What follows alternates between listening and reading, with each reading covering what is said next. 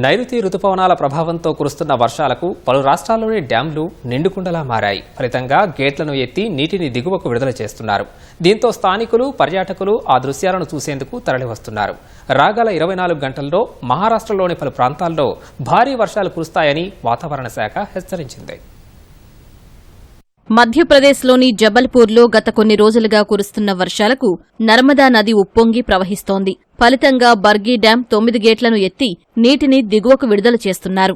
దీంతో స్థానికులు ఆ సుందర దృశ్యాలను చూసేందుకు తరలివచ్చారు.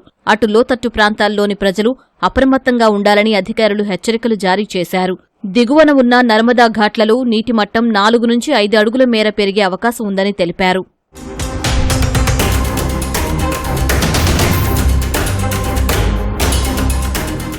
మధ్యప్రదేశ్లోని ఉమారియా జిల్లాలో జోహిలా నదిపై నిర్మించిన జోహిలా డ్యాముకు కూడా భారీగా వరద చేరుతోంది.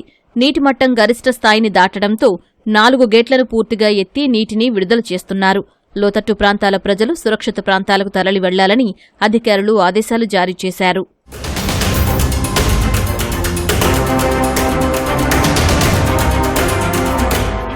ఎగువ పరివాహక ప్రాంతాల్లో కురుస్తున్న భారీ వర్షాలకు ఒడిశా సంబల్పూర్లోని హిరాకుడ్ జలాశయంలోకి భారీగా వరద వచ్చి చేరుతోంది.